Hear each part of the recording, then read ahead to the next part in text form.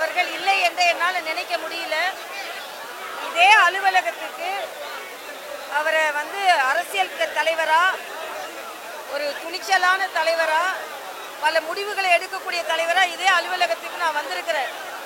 எனது வாழ்நாளில் அவர் உடலை பார்ப்பதற்கு இந்த அலுவலகத்திற்கு வரவேற்புன்னு நான் நினைக்கவே இல்லை. ஆக ஒரு நல்ல மனிதர். அவர் மரியாதைக்குரிய பாரத பிரதமர் மீது மிகுந்த மரியாதை வைத்திருந்தார். அவர் மறைந்து விட்டார் என்ற செய்தி கேட்டவுடனேயே பாரத பிரதமர் அவர்கள் உடனே இரங்கல் செய்தி கொடுத்து அவர் எப்போ போனாலும் விஜயகாந்த் அவர்களை ஒரு மிகுந்த மரியாதையோடு அவர் விசாரிப்பார். ஆக இன்று இந்த இழப்பு யாராலும் தாங்க முடியாத ஒன்று. அவர் இன்னும் பல உயரத்திற்கு வந்திருக்க வேண்டும். ஆனால் அவரோட உடல்நிலை அவருக்கு ஒத்துக்கொள்ளவில்லை. அவர் தொண்டர்களுக்கு அந்த இழப்பை தாங்குகின்ற ஒரு மன தைரியத்தை கொடுக்க வேண்டும் என்று நான் கேட்டுக்கொள்கிறேன். அக்கா பிரேமலதா அவர்களுக்கும் தம்பி சுதீஷ் அவர்கள் எல்லாம் மனதைரியத்தோடு இருக்க வேண்டும். அவர்களுக்கு தொண்டர்கள் ஆதரவாக இருப்பாங்க என்று நான் கேட்டுக்கொள்கிறேன். ஒட்டுமொத்தமாக ஒரு நல்லவரை நாம் இழந்திருக்கிறோம். ஒரு வெள்ளந்தியான ஒரு மனிதரை இழந்திருக்கிறோம்.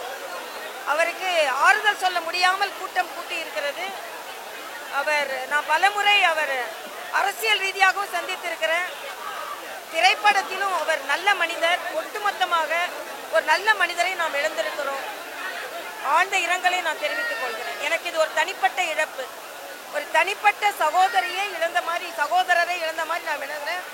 நான் கவர்னர் ஆன உடனே எங்க குடும்பத்தில் ஒருத்தங்க கவர்னர் ஆயிட்டார் அப்படின்னு சொன்னார்.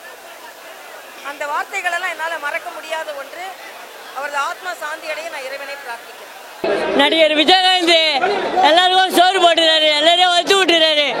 எவ்வளவோ கஷ்டப்பட்டு வெள்ளத்தில் வந்துடுறாரு, தண்டையெல்லாம் இது விட்டுறாரு. அது கூட எல்லாரையும் பார்த்துக்கிறாரு. எதுக்காக? நம்ம ஜனத்துக்காக தான். நம்ம தென்னிந்திய நடிகர் சங்கத்தின் சார்பாக நம்முடைய நிர்வாகிகள், தலைவர், துணைத் தலைவர் அவங்களாம் வந்துட்டு இருக்காங்க. அது மட்டும் இல்லாத இவரும் நம்ம நடிகர் சங்கத்தின் உறுப்பினர் தான். இந்த நேரத்தில் தொண்டர்கள் மட்டும் இல்லாமல் அவரோட ரசிகர்கள் லட்சக்கணக்கான பேர் இங்கே அவருக்கு அஞ்சலி செலுத்துகிறாங்க. இங்கே ரொம்ப இடம் நெருக்கடி அதிகமாக இருக்குது. அதனால் காவல்துறையாலேயும் ஈடு செய்ய முடியாமல் காவல்துறை தள்ளி விடுறாங்க, வச்சு விடுறாங்க. சூட்டியா இது அடிக்கிறாங்க, ஒதுறாங்க. பின்னாடி போலீஸ் பாதுகாப்பாக இருக்கணும். போலீஸ்லாம் யார் மேலே கை வைக்கக்கூடாது. போலீஸ் பாதுகாப்பாக இருக்கணும், யார் மேலே கை வைக்காதீங்க. ஒரு உயிர் போச்சு யார் தருவா? நன்றி. தமிழ் திரையுலகத்தில் கம்பீரமான நடிகர்கள் ஒரு சிலர் மட்டுமே உண்டு. இப்படி ஒரு கம்பீரம் அண்ணன் விஜயகாந்த் அவர்களைப் போல ஒரு கம்பீரமான ஒரு மனிதர், ஒரு நடிகர் தமிழினத்தில் உண்டுன்னா அதில் விரல் விட்டு 1-2 என்னன்னா அதில் முதலாவது ஆளாகவும் விஜயகாந்த் அவர்கள் தான் இருப்பாங்க. அப்படிப்பட்ட ஒரு கம்பீரமான உருவம்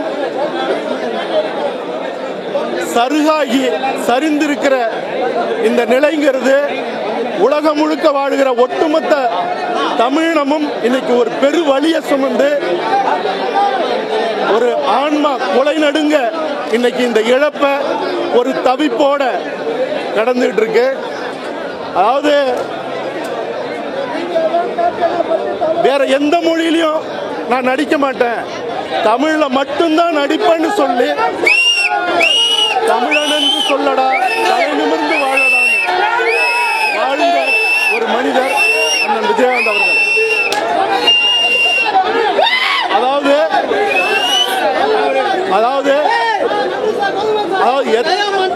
இங்க எம்ஜிஆருக்கு பிறகு எம்ஜிஆராகவே பார்த்த ஒரே நடிகர் யாருன்னா அண்ணன் விஜயகாந்த் அவர்கள் தான். எல்லாருக்கும் சாப்பாடு போட்டாரு, எல்லாரையும் வாழ வச்சாரு, எல்லாரும் நல்லா வாழணும்னு நினைச்சு அவர் வாழ்ந்த வாழ்க்கைங்கிறது தமிழ் சினிமாவில் வேற யாருக்கும் இல்லை. தவிரவும் நடிகர் சங்கத்தை எம்ஜிஆர் அவர்கள் நடிகர் சங்க தலைவராக இருந்திருக்காரு, சிவாஜி கணேசன் ஐயா நடிகர் சங்க தலைவராக இருந்திருக்காரு, வி.கே. ராமசாமி அவர்கள் இருந்திருக்காரு, ராதாரவி அவர்கள் இருந்திருக்காரு.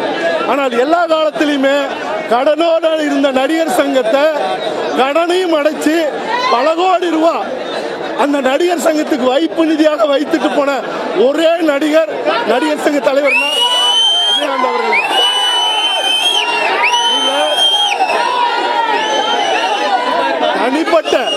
தனிப்பட்ட முறையில் அண்ணன் விஜயகாந்த் அவர்கள் என் மேல வச்ச பாசம்ங்கிறது, அன்புன்றது என்னால என் மூச்சு இருக்கிற வரைக்கும் மறக்க முடியாது.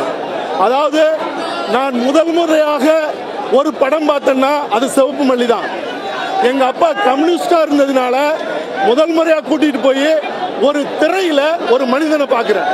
கம்பீரமான மனிதனா, அந்த கருத்த உருவம், சிவந்த கண்களோட, எரிமலை எப்படி பொறுக்கும், நெருப்புக்கு இன்னுமா உறக்கம், ரத்த சாட்டையை எடுத்தால்னு அவர் பாடின அந்த முறை, அவர் பார்த்த நிலை, கண் வழியாக மனசுக்குள்ள சிம்மாசனம் போட்டு வாழ்ந்தவர் விஜயகாந்த் அவர்கள்.